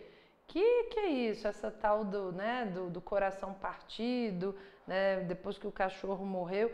Então, para mostrar o que ela teve, né? Que acho que ele chegou a chamar de síndrome, não foi? Condição médica, tipicamente, eu acho que ele chegou a chamar de síndrome do coração partido, alguma coisa. Então, no final desse primeiro parágrafo ele coloca, né, conhecida como síndrome do coração partido. Então, ele explicou o que aconteceu, né, para que ela tivesse desenvolvido essa síndrome do coração partido. Então, claro, teve que contar um pouquinho, mas não foi um depoimento que ela deu, né? Enfim, foi um fato que foi mencionado que contribuiu para que ela tivesse a síndrome do coração partido. O depoimento envolve muito mais exposição, né? É um pouquinho diferente. Muito bem. Podemos seguir então? Agora tá ok aqui. Vamos lá, deixa eu botar aqui, deixa eu me colocar na janelinha. Isso. Bom, a gente vai falar um pouquinho da estrutura do texto dissertativo, vamos dar um foco maior aqui, porque a FOG dá um foco no texto dissertativo, né? Também não sei porquê, né? Eu não vejo muita cobrança, né? Não vejo grandes cobranças baseadas nisso. Cheguei a pensar na possibilidade da redação, né? Mas isso já tem ocorrido há alguns anos, então, por enquanto, nenhuma novidade em relação a isso. Mas, se ela pede o foco, né, no texto dissertativo, vamos dar o foco no texto dissertativo. Tá? E algumas dicas de interpretação também vou trabalhar aqui com vocês. Então, a estrutura do texto dissertativo, vamos ampliar um pouco mais esse conhecimento. Então, quando a gente tem um texto dissertativo, a ideia é o quê? É expor, argumentar ou desenvolver, né, um tema proposto analisando sobre um determinado ponto de vista e fundamentando com argumentos convincentes em defesa aí das nossas posições. Tá? Então, esse é o objetivo. A gente quer expor, a gente quer argumentar, né? A gente quer convencer, né? Então, eu vou defender meu ponto de vista, tá? Então, essa é a ideia do texto dissertativo. E aí, eu coloquei aqui para a gente ter uma ideia de novo aí do tipo textual, né? Então, ó, narrativo, né? Qual é o objetivo? Narrar fatos reais, fictícios. Então, quais as características que a gente vai encontrar nesse texto? Verbo de ação, né? Tipo, eu vim andando, blá, blá, blá. Verbos no passado, porque normalmente a narrativa vai narrar coisas que aconteceram, né? Marcadores temporais, né? Logo, depois, em seguida, certo dia, ontem, e assim vai. Vai ter conflito, né? O acontecimento vai ter vai ter um clímax, né? Vai complicar aí a situação inicial da história e depois vai ter um desfecho que vai desenvolver para um final feliz ou não. Né? E aí são alguns exemplos, por exemplo, anedota, piada, né? O diário, romance, conto, enfim, tudo que está aí como exemplo. Não vou entrar em detalhes. Descritivo, objetivo, descrever seres, paisagens, conceitos. Né? Normalmente a gente tem os verbos de ligação aí, né? Os verbos de estado, ser, estar, aparecer, né? Presente do indicativo, então geralmente a gente descreve algo no presente, até porque, né, traz mais veracidade, né? A gente consegue observar na fala, né, as coisas como elas são de fato, né? Então tem as formas nominais aí, o gerúndio, tá? Então tem toda uma característica. E onde geralmente a gente encontra aí é num anúncio, né, num classificado, num cardápio, né? Enfim, em vários textos aí. Aqui é só alguns exemplos, né, gente? Porque deixa eu pegar aqui um paninho, porque meu óculos embaçou aqui, não sei com o quê. Mas a gente tem vários tipos, né, exemplos de gêneros aí que poderiam tratar aí, né, da descrição. Expositivo, né, o nome já diz, expositivo vai expor, trazer informações, linguagem mais objetiva, os verbos no presente, predomínio de terceira pessoa, né, então seminário, né, agora sim o verbete, né, enfim, reportagem. Vopular argumentativo, então injuntivo, fazer com que o interlocutor tome alguma atitude, né, então vai usar verbos no imperativo, faça, beba, coma, né, misture, monte, né, junte, colhe, né, então sempre vai trazer aí algo para que você possa fazer. E aí temos anúncio publicitário, regra de jogo, receita, manual de instrução e assim vai. E o que nos interessa aqui de fato é o argumentativo, que ele tem como característica o objetivo principal defender um ponto de vista, apresentar argumentos segundo uma organização lógica, obviamente, e as características, estabelecer relações de causa e efeito, né? Estrutura formada por introdução, tem um desenvolvimento, uma conclusão, né? Os verbos estão no presente porque trazem também mais veracidade. E geralmente a gente encontra onde? Num debate, um editorial, um artigo de opinião, um manifesto, uma carta aberta, carta de solicitação, de reclamação, né? Algo que tem um intuito aí, né, de convencimento. Bom, o texto dissertativo é aquele que expressa uma tese, um ponto de vista, ou seja, o autor ele levanta uma bandeirinha, né, sobre um determinado assunto, é o ponto de vista dele, apoiados em dados, fatos, né, que são os exemplos, as fundamentações, enfim, em argumentos, informações que comprovem a tese, né? Então imagina que você chega para alguém para falar, olha, eu acho que você deveria trocar de time, torce para o time X, porque o teu time não é bom não. Aí o cara vira para você e fala assim, e por que meu time é bom, né? Não é bom. E aí você, porque não é bom. Eu convenci você disso? Né? Não, aí não, eu vou trazer alguns fatos, eu vou trazer alguns exemplos, né? Dos 10 últimos anos, dos jogos, né? Dos grandes atletas que tem o time. Então, assim, eu vou defender. Ninguém consegue convencer alguém sem argumentos, né? Então, vocês têm que trazer argumentos para que haja o convencimento, porque senão você não convence. Né? Eu vou trocar só por trocar, só porque você quer, só porque você gosta, né? Então, acabou que... peraí, professor, caiu um texto... Ah, sim, da Égide. Aquele texto ali, a Égide é a questão de estar... esse texto aí foi muita polêmica, né? Algumas pessoas, inclusive, entraram com recurso, né? Acabou que ele, né, perguntou aqui, desculpa aí, gente, interromper, mas é porque acabou que muita gente entrou com recurso e, por fim, né, não teve nenhum tipo de resposta, né? Na verdade, muita gente não conseguiu aí. Mas o que seria então a égide? Né? Ele colocou lá, marquei liderança, mas a resposta certa seria a proteção.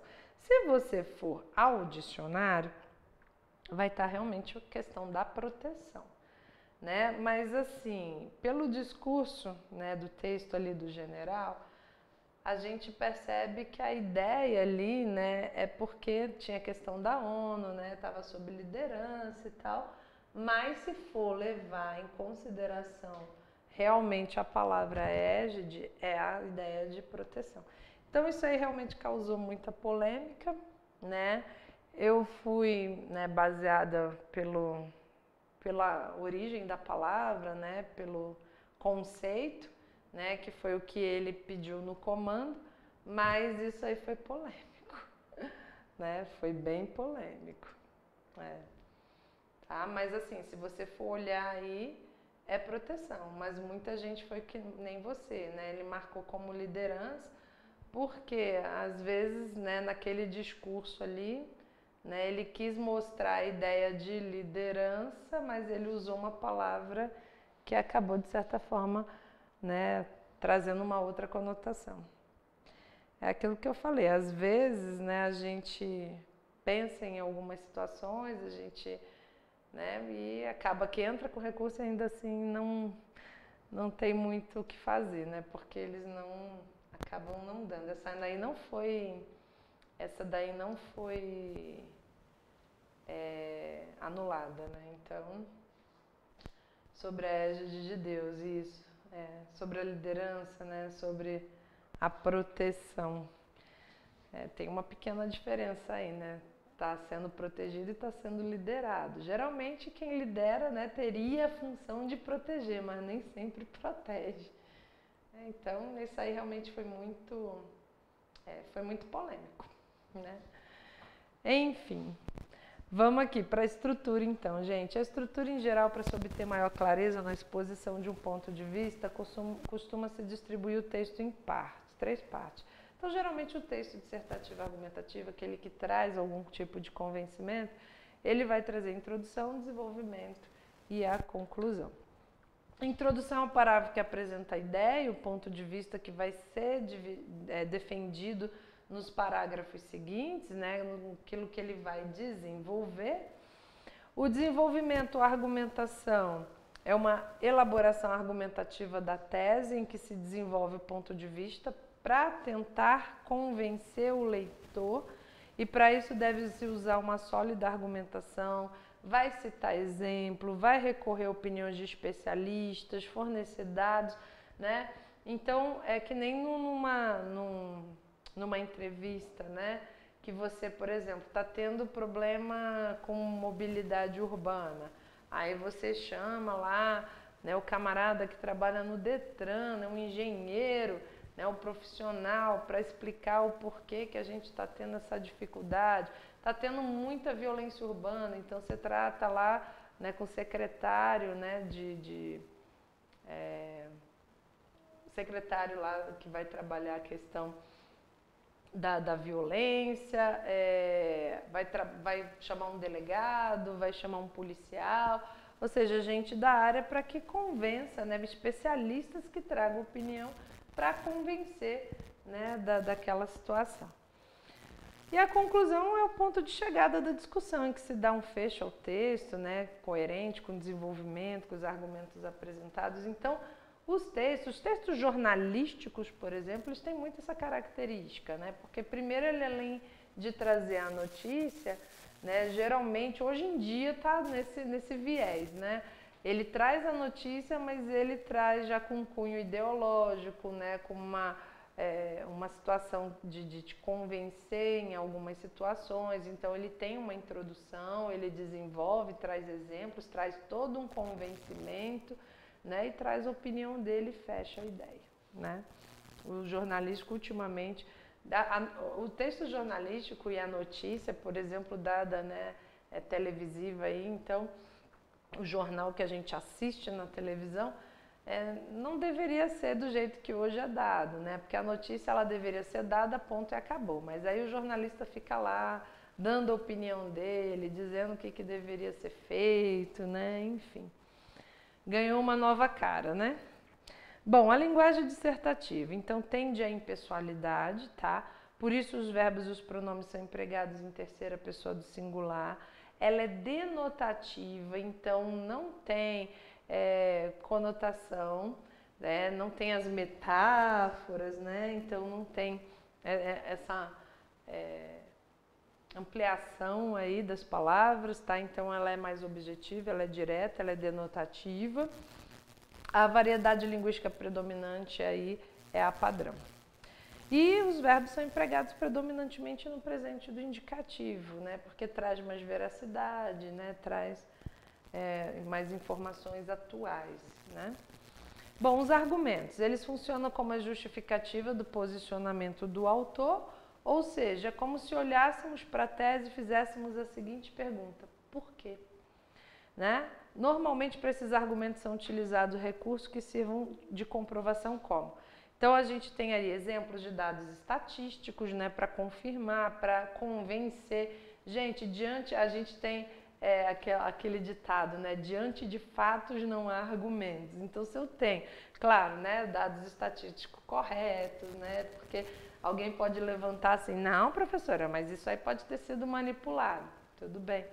Mas eu digo assim, se você tem dados estatísticos, tem pesquisas baseadas nisso, né, fatos atuais, enfim, nós temos, né, como comprovar tudo isso, então eu consigo, né, trazer meus argumentos de forma mais convincente, né?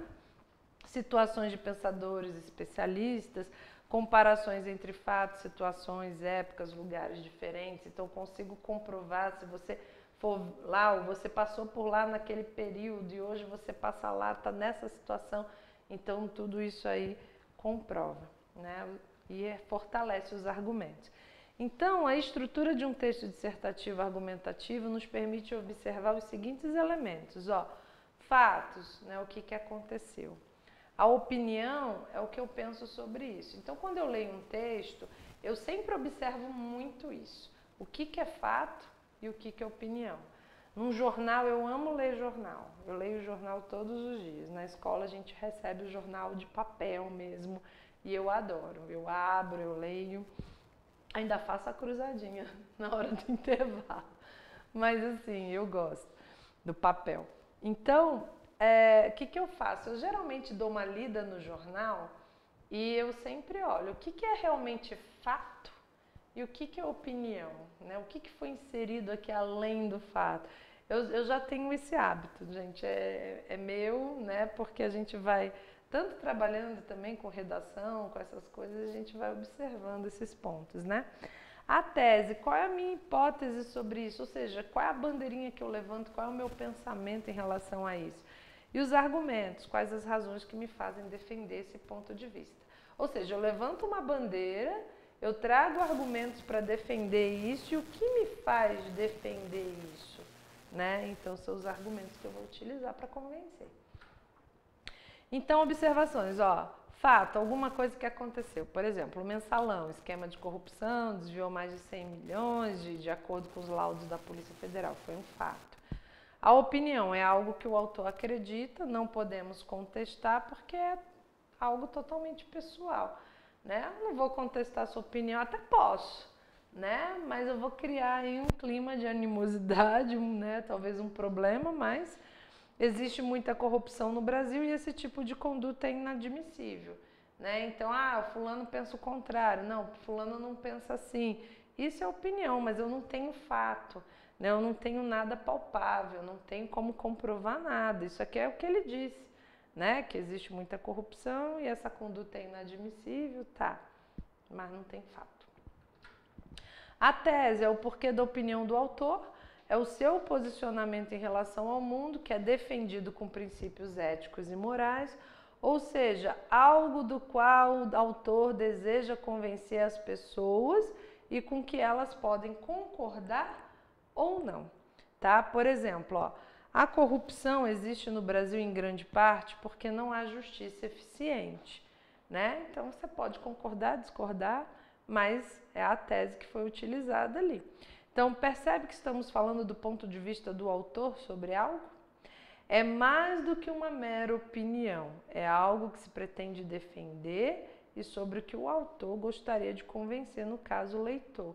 Então, agora eu tenho aqui, ó, a corrupção existe no Brasil em grande parte porque não há justiça eficiente. E aí a gente vai discutir esse motivo, né? Então, vou explicar depois com, né, fatos, argumentos, discussão, exemplos, né, para comprovar essa tese. É a opinião dele sim, é o posicionamento dele sim, mas que ele deseja convencer as pessoas, né? Pode concordar? Se concordar, ótimo, porque é a bandeirinha que ele levantou. Mas se discordar, né? Aquela história, paciência.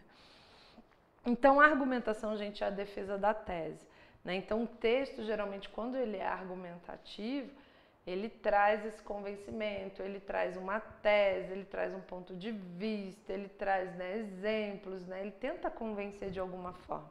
Construído com base em exemplos, fatos, análises, conclusões que tiramos a partir de observação das coisas e sempre com o objetivo de convencer o leitor. Então, quando o autor faz seu argumento, normalmente ele retoma a tese e fundamenta aí com os fatos. Então, dentro de um texto, a gente consegue perceber, né, essas características. Olha um exemplo aqui, ó. Isso aqui foi um trecho, né, de um texto, ó, que é sobre a violência urbana e o crime organizado. Ó, a gente percebe ali que essa parte em azul é a opinião do autor. A gente percebe que a que está em preto aqui é a prova, né, que é para justamente basear a minha opinião, né, para convencer a pessoa que está lendo. E o que está laranjinha aí é o fechamento, né, fechando a ideia, tipo assim, estou concluindo essa ideia, né, para que o autor, é um comentário que às vezes se faz para poder, ó, tá vendo? É isso aí, né? Ratificar aquilo que foi dito, né? Então, confirmar aquilo, né? Mostrar aí, baseado nesses fatos, que é isso aí. Então, vamos lá. O poder público não tem controle sobre o crime organizado e deixa assim de atender à Carta Magna, né? A Constituição. Essa inobservância se comprova pela ação violenta de grandes facções, a exemplo do primeiro comando da capital, PCC, nas principais cidades brasileiras. Além disso, outro fato notório da incapacidade de garantir a paz social foram os recentes massacres em presídios no norte do país, cometidos em locais que deveriam apresentar segurança máxima e auxiliar na recuperação dos infratores. Percebe-se, portanto, então agora eu estou, né, reforçando, né, a bandeirinha que eu levantei lá, depois de ter colocado os fatos. Então, percebe-se, portanto, que nem sob responsabilidade do Estado a ordem constitucional é cumprida, né? Porque qual foi a ideia que ele levantou lá no início? Que o poder público não tem controle sobre o crime e não atende à Constituição. E depois reforça, né, que nem sob responsabilidade do Estado a ordem constitucional ela é cumprida. Né? Aí colocou os fatos para comprovar essa ideia. Então, tem uma observação aqui, ó, nesse trecho foram usadas duas atualidades, né, para confirmar a ação da parte opinativa. Qual é a parte opinativa? Que o poder público não tem controle sobre a prática de crimes no Brasil. Né, a ação das facções e os ataques ao presídio do norte do país foram os fatos utilizados para convencer. Então, geralmente, um texto dissertativo, né, um texto argumentativo, ele tem essa característica. Ó, eu separei aqui, ó. É importante notar que a opinião pode ser questionável se usada sozinha. Imagina, se não tivesse colocado esse ponto de prova aí, né, a pessoa podia simplesmente refutar, né, a tese, né, aquilo que a pessoa estava defendendo no início. Né, o corretor poderia concordar ou não com a ideia. Ó, o poder público não tem controle sobre o crime organizado e deixa assim de atender à Constituição. Quem disse? Aí ele vai lá e prova, né? Aí sim, quando confrontado com o exemplo, que é a prova, aí ele se convence, ele pode ter razão, né? Então, conta aquela história, contra fatos não há argumentos, né? Vou discutir o quê? Vou concordar, né? Nós podemos também ter narração na dissertação, tá, gente? Aquilo que eu falei para vocês. Tem textos que a gente percebe que tem um pouquinho de exposição, ele narra um pouquinho, mas ele é predominantemente argumentativo, tá? Então, ó, depois de ter sido morto, a mãe e a filha não sabem mais como sobreviver, já que a renda da família era provinda do defunto. A menina pequena, a mãe sem experiência, o mercado que não as abraçaria, Trabalhar era um verbo que a mulher só conhecia da porta de casa para dentro, e a menininha dormir e comer. Mas comer o quê? Porque agora o pai morreu. Então veja que houve uma pequena narrativa aí para basear os fatos. Essa é uma realidade da qual muitas famílias vivem, o acordo que existe em uma família moda antiga, como essa, em que a mulher trabalha em casa e o homem fora. Pode abarcar sérios problemas quando o provedor de dinheiro morre.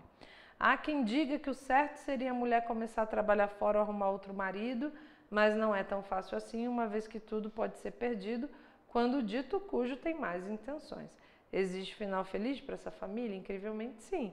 Passado o luto, é hora de reconstruir a vida e procurar emprego em algo que já saiba fazer, como dona de casa, servente em creches, etc.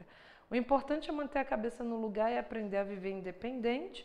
Isso provavelmente servirá de lição para a pequena menina. Então veja que aqui ele está mostrando fatos, soluções, argumentos, mas ele faz uma pequena narrativa.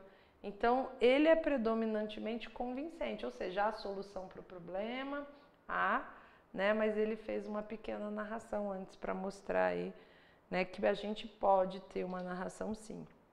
Descrição também. Sentado o dia todo, olhos presos a telas, mão ao mouse. Eu consigo imaginar essa pessoa.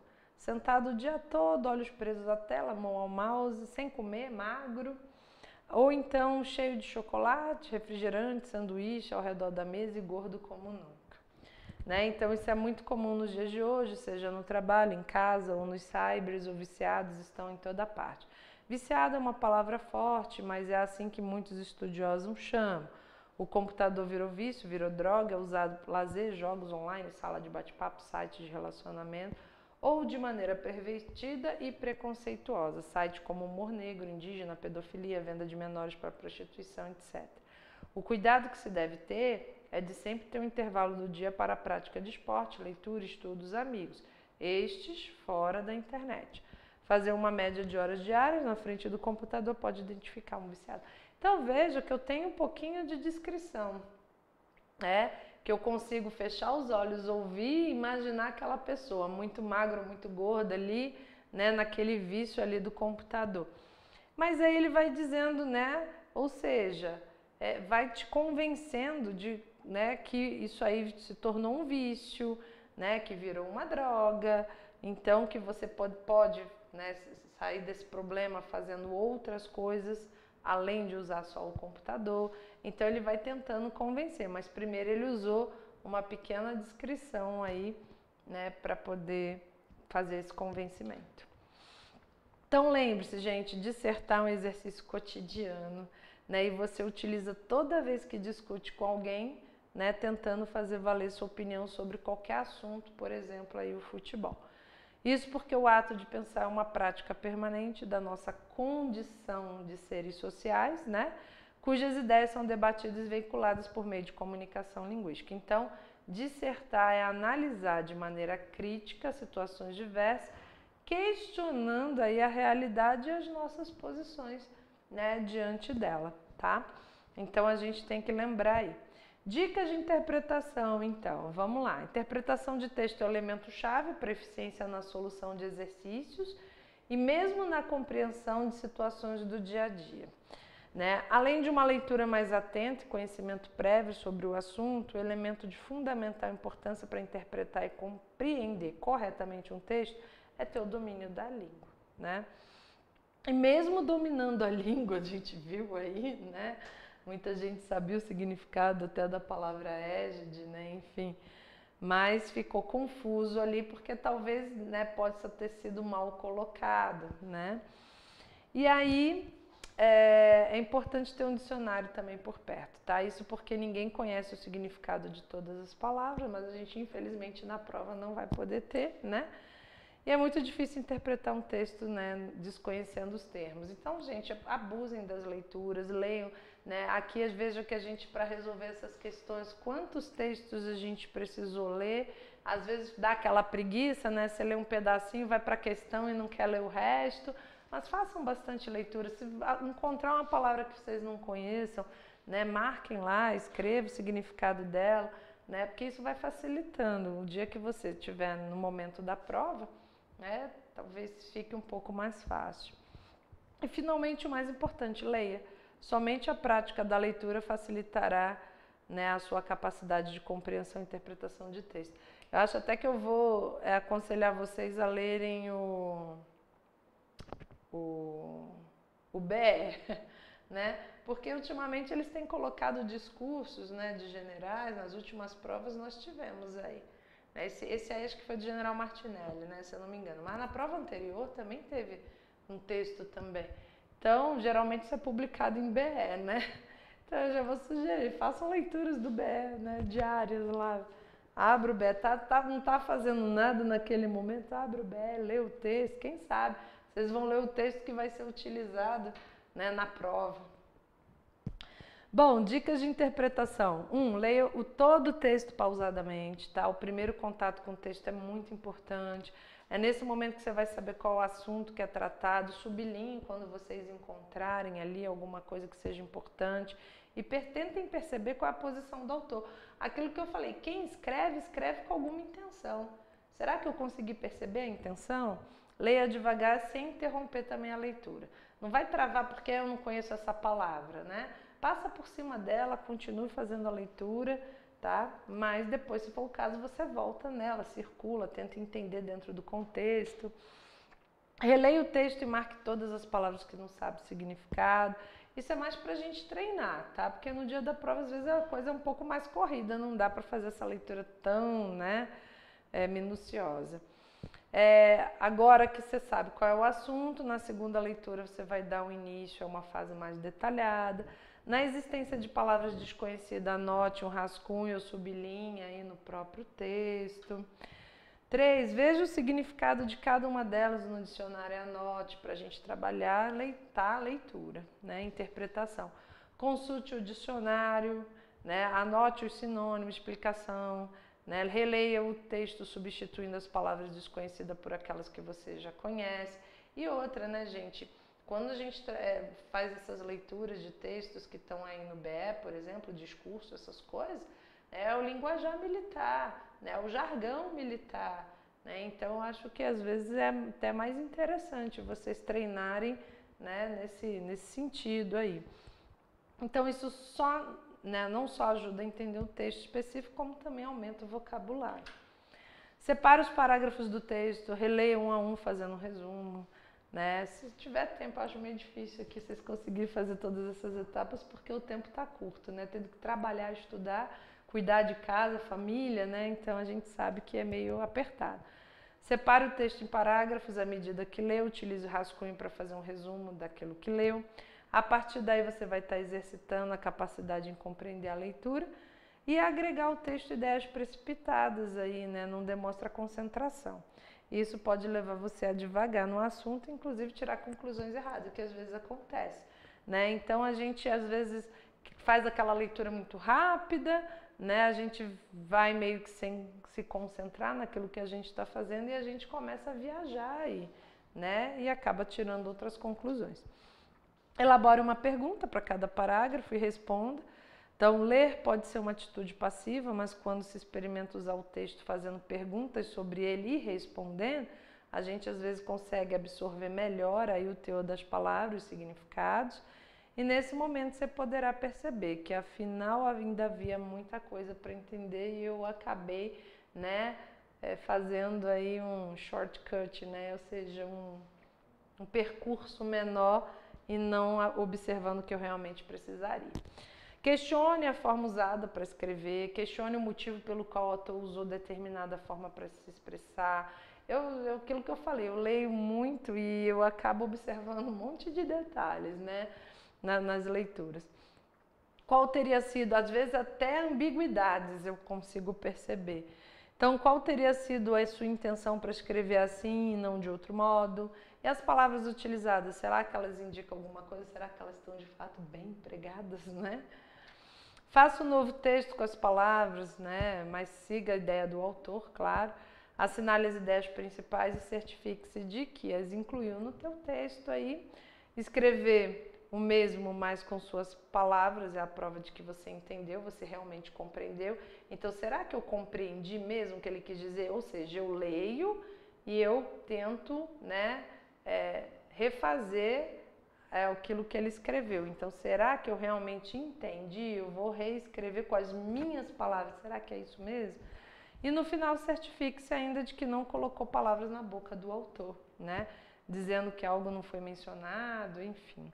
Então, é uma forma, né, da gente trabalhar um pouquinho mais essa questão de interpretação, tá? É importante, a gente sabe que... Eita, peraí. A gente sabe da importância, né, da leitura, porque, de fato, a gente normalmente, né, numa interpretação, a gente fica entre duas. Eu tenho certeza que a galera, né, por exemplo, nessa questão ficou entre liderança e proteção, né? Muita gente questionou de fato, né? Porque talvez aquela história, né? Às vezes a gente faz uma interpretação errada, ou às vezes também o autor não conseguiu colocar aquilo de forma clara, né? E às vezes se atrapalhou um pouco. Então a gente também tem esses dois lados da moeda, né? Infelizmente, né? Mas o certo seria o quê? Que todo mundo fizesse a mesma interpretação, que todo mundo tivesse o mesmo entendimento, que todo mundo chegasse no mesmo ponto de vista, né?